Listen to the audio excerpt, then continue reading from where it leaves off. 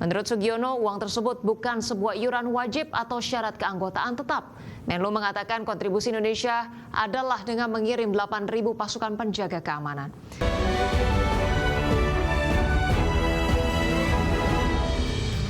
Pemirsa, Menteri Luar Negeri Sugiono mengungkapkan Indonesia tak perlu setor 1 miliar dolar Amerika untuk menjadi anggota tetap Board of Peace.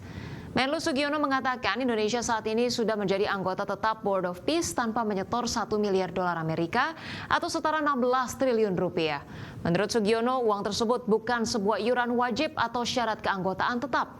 Menlu mengatakan kontribusi Indonesia adalah dengan mengirim 8.000 pasukan penjaga keamanan.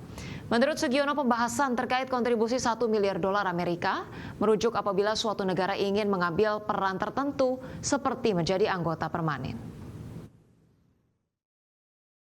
Jadi dari awal saya bilang, ini yang namanya itu bukan iuran keanggotaan, bukan syarat keanggotaan, tidak. Kita sekarang sudah anggota, nggak perlu bayar juga nggak apa-apa. Berarti Indonesia nggak akan bayar. Tapi kalau misalnya kemarin tuh kita mau jadi anggota permanen, ada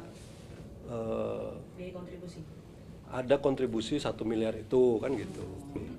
Bukan kemudian kita sekarang karena belum bayar kita bukan anggota board office loh. Paham ya? Jadi kontribusinya beda-beda gitu. Ya, berikutnya pemirsa, Menteri Investasi dan Hilirisasi sekaligus CEO Danantara Rosan Roslani mengungkapkan sebanyak 12 investor dan CEO top Amerika Serikat siap menanamkan investasi besar-besaran di Indonesia. Presiden Prabowo Subianto beserta jajaran Menteri Perekonomian melakukan pertemuan bisnis secara khusus dengan sedikitnya 12 CEO global perusahaan investasi top dunia.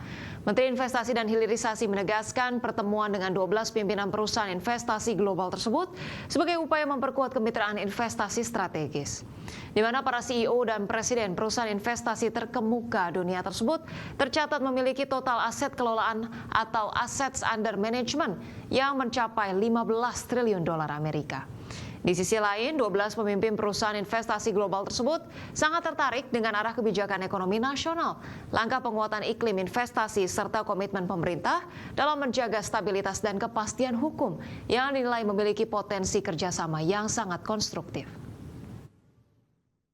Presiden bertemu langsung dengan 12 perusahaan investasi terbesar di dunia, malah ada ikut ada 12 dengan total kurang lebih kalau aset under management itu dikumpulkan itu 16 triliun US dollar.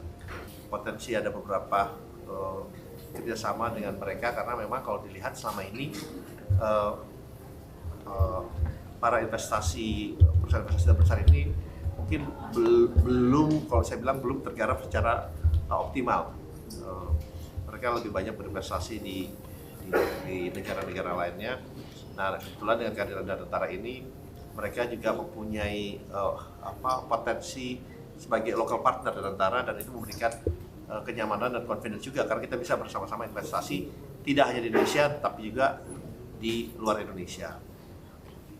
Pemirsa, Menteri Energi dan Sumber Daya Mineral Bahlil Lahadalia mengatakan pemerintah membuka peluang impor etanol termasuk dari Amerika Serikat sebagai salah satu upaya pengembangan energi bersih. Bahlil mengatakan opsi impor etanol terbuka selama produksi dalam negeri belum mampu memenuhi kebutuhan nasional. Bahlil menambahkan rencana pemerintah untuk mewajibkan percampuran bensin dengan etanol merupakan salah satu upaya penguatan ketahanan dan kedaulatan energi nasional. Adapun sebelumnya pemerintah menegaskan komitmen untuk mempercepat implementasi mandatori pencampuran bioetanol secara bertahap. Program ini direncanakan dimulai dengan E5 pada 2028 dan S10 pada 2030 serta diarahkan menuju E20 dengan mempertimbangkan kesiapan produksi, distribusi serta infrastruktur pendukung. Kita akan menerapkan bagian daripada bensin kita akan campur dengan etanol, mandatori. Tujuannya sebenarnya adalah bagaimana menciptakan peluang usaha baru yang ada di Indonesia. Namun sampai dengan produksi kita bisa memenuhi kebutuhan dalam negeri, maka ruang untuk kita melakukan impor boleh saja, termasuk di impor dari Amerika. Sampai dengan kebutuhan produksi kita dalam negeri terpenuhi. Ini paralel aja sebenarnya, paralel aja biasa. Yang berikut kami juga melaporkan bahwa di sini kita juga melakukan komunikasi terhadap ExxonMobil. ExxonMobil ini salah satu perusahaan minyak Amerika Serikat yang sudah 100 tahun lebih yang beroperasi di Indonesia, dan mereka adalah salah satu penyumbang. Masih di Prime Market Highlights, pemirsa, kita ke informasi mancanegara. Kelompok Hizbullah akan melakukan perlawanan atas tindakan Israel yang menyerang Lebanon pada pekan lalu. Serangan Israel tersebut diarahkan ke wilayah pusat komando Hizbullah dan menewaskan 8 anggota kelompok Hizbullah. Kelompok Hizbullah asal Lebanon menegaskan akan melakukan perlawanan terhadap Israel usai serangan Israel ke wilayah Lebanon yang menewaskan 8 anggota Hizbullah. Pemerintah Lebanon telah berjanji untuk melucuti senjata Hizbullah, tetapi Israel bersikeras bahwa mereka tetap memiliki hak untuk membela diri dengan menyerang kelompok militan yang didukung Iran tersebut. Sebelumnya pada Jumat pekan lalu, militer Israel mengatakan telah menyerang pusat komando Hizbullah di Lebanon Timur dan target yang terkait dengan kelompok Palestina Hamas di selatan. Presiden Lebanon Yosef Aoun juga mengutuk serangan tersebut yang terjadi hanya beberapa hari setelah pemerintah mengatakan bahwa tentara akan mulai menerapkan fase kedua dari rencana mereka untuk melucuti senjata Hizbullah di selatan Lebanon. Serangan itu juga terjadi di tengah meningkatnya ketegangan antara Amerika Serikat dan Iran, di mana Presiden Amerika Serikat Donald Trump mengancam akan melakukan tindakan militer terkait program nuklir di negara Republik Islam tersebut. Berbagi sumber, IDX Channel. Pemirsa, armada tempur udara Pakistan melancarkan serangan udara di wilayah timur dan tenggara Afghanistan pada Minggu dini hari kemarin. Serangan tersebut menargetkan lokasi yang disebut sebagai tempat persembunyian militan.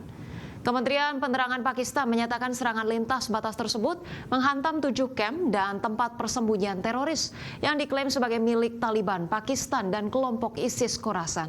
Afghanistan pun menyatakan akan memberikan respon yang tepat dan terukur atas serangan udara Pakistan yang menewaskan sedikitnya 18 warga sipil, termasuk perempuan dan anak-anak. Juru bicara pemerintah Afghanistan, Zabihullah Mujahid, menuduh Pakistan menargetkan warga sipil. Kementerian Luar Negeri Afghanistan juga telah memanggil Duta Besar Pakistan di Kabul untuk menyampaikan protes resmi atas serangan tersebut.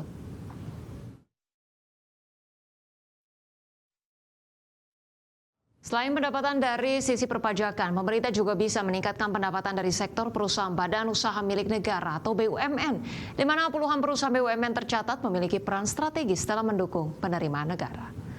Anggota Komisi 6 DPR RI Ahmad menjelaskan sejumlah perusahaan industri nasional atau perusahaan BUMN tercatat memiliki peran strategis dalam mendukung penerimaan negara dan program hilirisasi.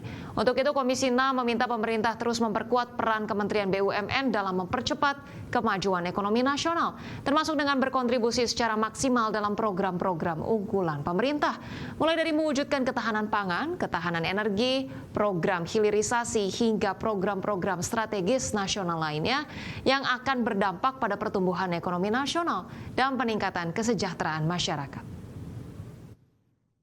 Sehingga dengan demikian kehadiran suatu perusahaan itu dapat bermanfaat di masyarakat. Di samping tentunya CSR-nya, artinya keuntungan perusahaan itu dapat dikembalikan kepada masyarakat dalam bentuk program pemberdayaan, pada untuk UMKM, pertanian, peternakan, segala macamnya, sehingga juga mereka punya tanggung jawab moral dalam